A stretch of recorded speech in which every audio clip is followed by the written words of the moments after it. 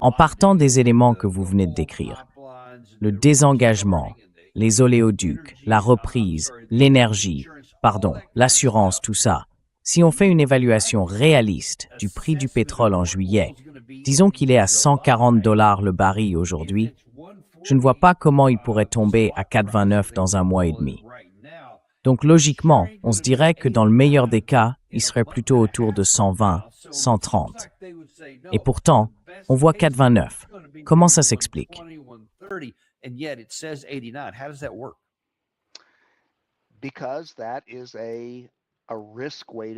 Parce que c'est un chiffre pondéré par le risque, d'accord?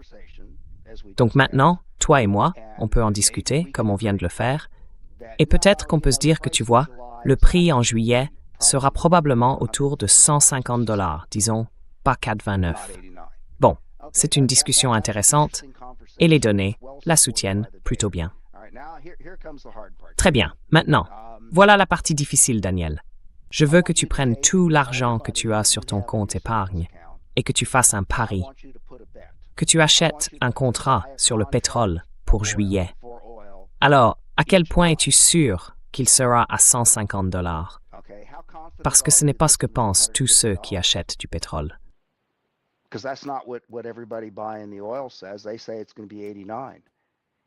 Ils disent que ça va être 4,29 $. Si toi tu dis 150 et que tu te trompes, tu viens de perdre toutes tes économies, toute ta vie d'épargne. Alors forcément, tu vas devenir beaucoup plus prudent dans la façon dont tu fais ce pari. En partie parce que tu regardes ce que font les autres. Et là, tu vas te demander, mais qu'est-ce qu'il y a dans leur manière de penser qui est différent de la mienne? Et leur manière de penser, c'est que ça doit se résoudre. Ça va se résoudre. Il faut que ça se résolve. C'est un peu comme Marco Rubio.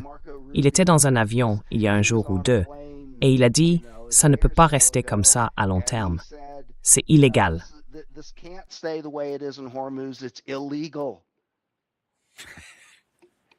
Oui. D'accord.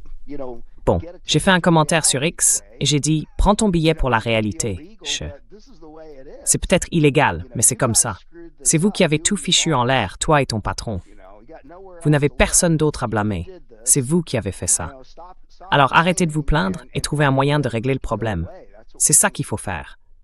Pas dire « Oh, c'est pas juste, ça devrait pas être comme ça. » Mais ce que je veux dire, Danny, c'est que sur les marchés à terme, on est dans une situation, là je ne sais pas combien de fois je l'ai entendu, et j'en ai marre d'entendre les gens dire que c'est sans précédent. Tout est sans précédent, apparemment. Eh bien, j'ai une nouvelle pour vous. Dans l'industrie pétrolière, et je suis dans ce métier depuis 50 ans, il n'y a aucun précédent historique à ce qu'on vit en ce moment.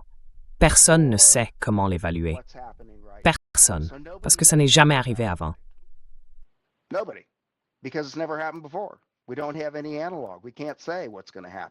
On n'a pas vraiment de précédent. On ne peut pas dire ce qui va se passer. Chaque jour, on reçoit de nouvelles informations, et certaines sont utiles, d'autres complètement bidons. Mais voilà comment un contrat à terme se règle. Il y a deux personnes ou deux parties. D'un côté, il y a celle qui écoute le président Trump, et je vais l'appeler, faute de meilleurs termes, l'argent naïf. Cette personne se dit « Ah, tu sais, le prix du pétrole va être, comme l'a dit Kevin Hassett, à 80 $ dans 2 semaines. » Alors elle va miser toutes ses économies sur un pétrole à 80 $. Et en face, il y a quelqu'un d'autre qui prend la position inverse, qui parie que non, ce n'est pas vrai, que l'autre se trompe et qui compte bien gagner pas mal d'argent sur cette opération.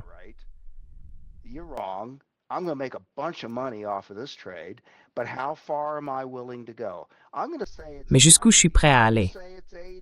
Moi je dis 90, toi tu dis 80, moi je dis 90, parce que je n'ai pas besoin de dire 100, je n'ai pas besoin de dire 110. Tout ce que j'ai à faire, c'est gagner le pari. Et je sais que si tu dis 80, tu vas perdre. Donc j'ai déjà gagné. J'ai déjà gagné beaucoup d'argent. Voilà, c'est ce qu'on appelle la découverte des prix. Et en ce moment, on est dans une période où toute la structure du marché pétrolier est complètement incertaine. Personne ne sait où ça va, parce qu'on n'a jamais été dans cette situation avant. Chaque information, qu'elle soit vraie, fausse ou juste une rumeur, pousse quelqu'un à miser de l'argent. Et c'est pour ça que le prix est si instable. Il monte, il descend, il remonte, il redescend, parce qu'il y a de l'argent naïf et de l'argent avisé. Moi, je dis que c'est de l'argent naïf.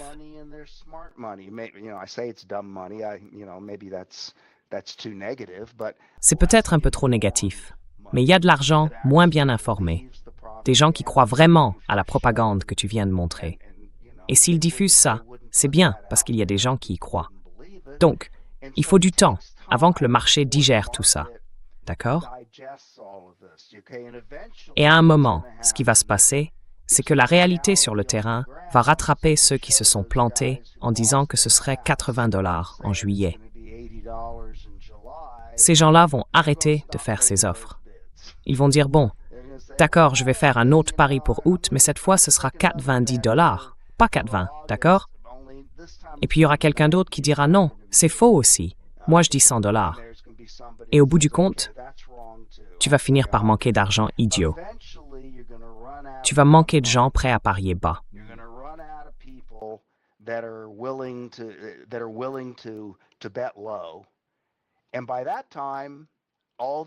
Et à ce moment-là, tous les effets, les conséquences en chaîne de cette perturbation vont frapper de plein fouet des endroits comme l'Europe et les États-Unis.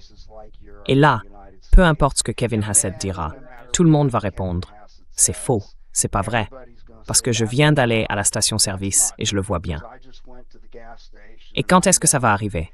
Ce sera d'ici juillet. En ce moment, on vit sur nos économies. On vit sur les stocks.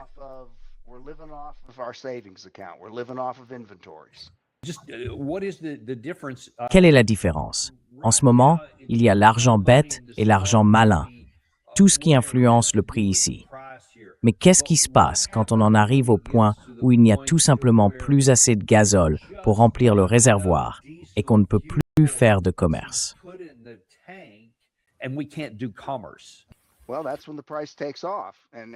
C'est à ce moment-là que le prix s'envole. Et c'est bien ce que je dis. J'ai fait des modélisations là-dessus et d'autres aussi. Une fois que des pays comme les États-Unis seront confrontés à cette réalité, et j'ai déjà dit que ça allait arriver à un moment donné, ça ne se fera pas du jour au lendemain. Ça va se faire par étapes. Mais fin juin, mi-juillet, ça va frapper fort. Et à ce moment-là, vous m'entendez là? Oui? Bon, à ce moment-là, le prix que vous verrez à l'écran sera très proche du prix réel du marché. On sera autour de 150, et je pense que ça va monter encore. D'après mes calculs, on pourrait aller jusqu'à 160, voire 104,20. Et là, c'est le moment où la destruction de la demande commence. Pour ceux qui ne savent pas ce que c'est, vous pouvez expliquer?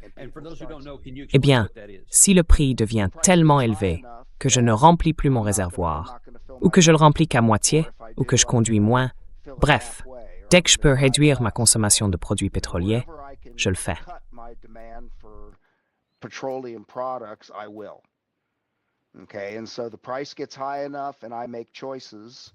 Alors, le prix monte suffisamment haut, et là je fais des choix.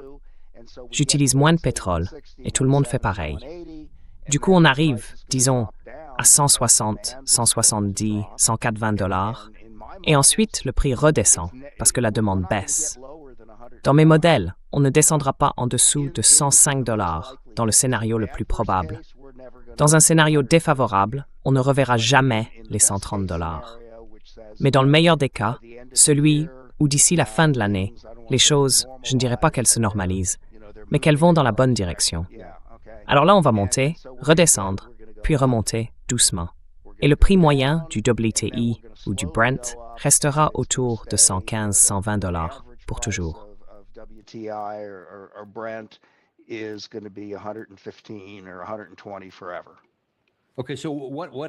D'accord. Donc imaginons qu'on revienne à ton scénario idéal, où tout serait réglé et où on aurait déjà commencé des choses compliquées.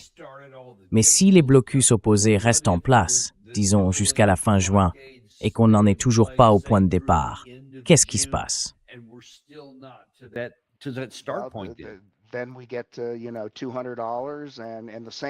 Alors, on arrive à $200 et les mêmes mécanismes s'enclenchent. Je veux dire, plus le prix monte, plus la destruction de la demande devient extrême. Mais le scénario reste le même. La seule différence, c'est que le prix de repli, au lieu d'être à 105, sera à 140 ou quelque chose comme ça. C'est un événement qui change littéralement le monde, Danny. Il n'y a pas d'autre façon de le dire. Le pétrole, c'est l'économie, tout simplement. Et pour reprendre un exemple un peu brutal que j'ai déjà utilisé, imagine que tu sors de ton immeuble ou de ton bureau aujourd'hui avec un collègue et que ce gars se fait renverser par une voiture. Il saigne, il perd 20% de son sang. Eh bien voilà, c'est l'économie mondiale en ce moment. On vient, du jour au lendemain, de perdre 20% de notre approvisionnement en sang dans le golfe Persique. Alors, qu'est-ce qu'on fait? Il me faut emmener ce type à l'hôpital, tout de suite.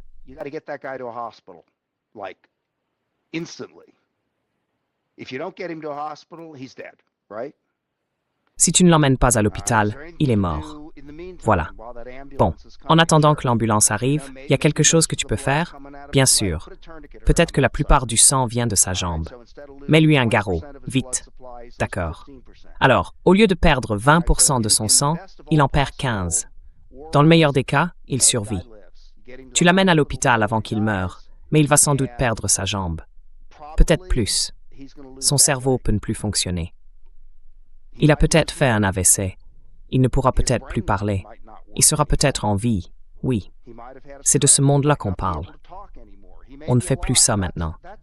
On ne se vide plus de son sang sur un parking pour que tout redevienne normal, comme Kevin Hassett l'a dit. Le vrai monde, ça ne marche pas comme ça.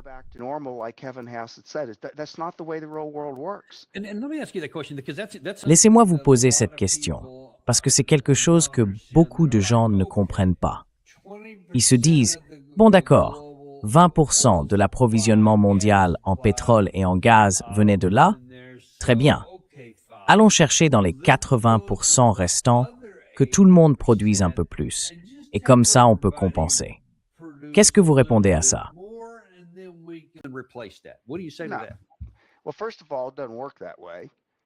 Eh bien, d'abord, ça ne marche pas comme ça. Je veux dire, pourquoi sommes-nous autant dépendants du golfe Persique? D'abord, parce qu'ils ont les réserves et que le reste du monde ne les a pas. Mais maintenant, on revient à la question de la qualité du pétrole. Alors, où allez-vous trouver ce pétrole supplémentaire? Vous allez le prendre aux États-Unis? Vous allez produire encore plus de pétrole léger que vous ne pouvez pas utiliser. Vous allez le chercher en Afrique de l'Ouest. Là-bas aussi, c'est du pétrole léger. Vous comptez sur le Venezuela pour en produire davantage. Bonne chance avec ça. Et là, ce que vous allez obtenir, c'est de la boue, du goudron.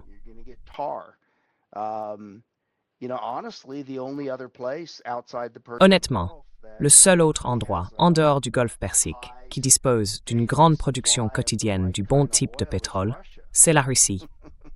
Alors, si vous vous demandez pourquoi on assouplit les sanctions sur le pétrole russe, eh bien c'est pour ça. Parce que, je veux dire, la Russie, les États-Unis et l'Arabie saoudite sont les 3 plus grands producteurs de pétrole au monde. Et une grande partie du pétrole russe correspond exactement à ce qu'il faut pour fabriquer du diesel, du kérosène et du carburant pour avions. D'accord? Et d'ailleurs, je veux dire, vous savez, Poutine n'est pas idiot. Et pendant que tout le monde est absorbé par cette question, lui, il en profite pour avancer à nouveau sur l'Ukraine, non?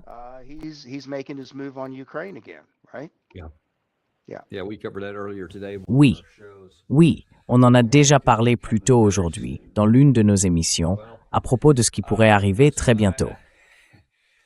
Bon, comme prévu, tu es resté franc et indépendant pour nous dire la vérité sur ce sujet, et c'est quelque chose qu'on a vraiment besoin de savoir.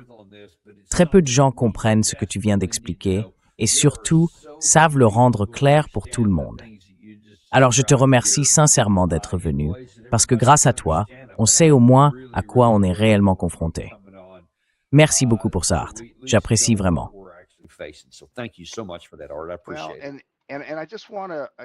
Et avant qu'on termine, je veux juste que les gens comprennent.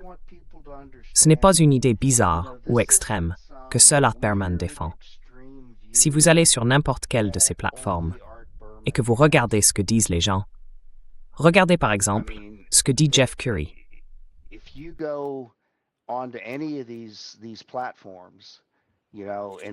Écoutez ce qu'a à dire Eric Nuttall. Écoutez aussi Anas Al-Haji. Écoutez Rory Johnston. Je pourrais continuer à en citer d'autres. Ce sont des gens très crédibles, très respectés dans mon domaine, et tous vous raconteront une version du même récit que je viens de faire. Certains seront plus alarmistes, d'autres un peu moins. Mais tous diront que c'est un événement qui change le monde. On ne reviendra pas en arrière. Personne n'est à l'abri. Personne n'a d'exception. Les États-Unis non plus ne sont pas immunisés. Ils vous diront tous la même chose. Il y a aussi beaucoup de gens très intelligents, même en dehors du secteur de l'énergie, des gens qui travaillent dans les obligations et la finance.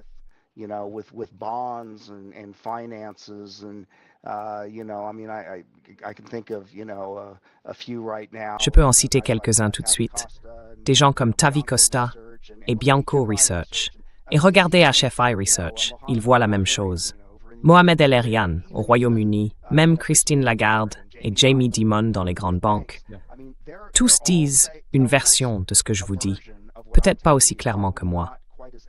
Mais si vous ne me croyez pas, allez les voir. Regardez ce qu'ils disent et demandez-vous, est-ce que ce que Berman nous raconte, c'est du vent? Parce que vous verrez que non. C'est la position dominante chez ceux qui savent de quoi ils parlent.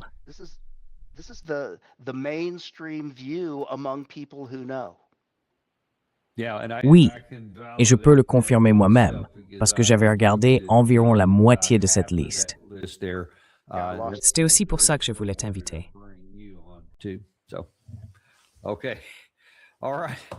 D'accord, très bien. Bon, je ne sais pas trop ce qui se passe avec mon son, mais merci beaucoup d'être venu. J'apprécie vraiment.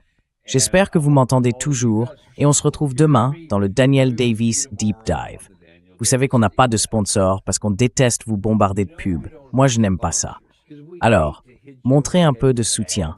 Abonnez-vous, mettez un like et envoyez ça à quelqu'un à qui vous tenez. And send this to somebody you care about.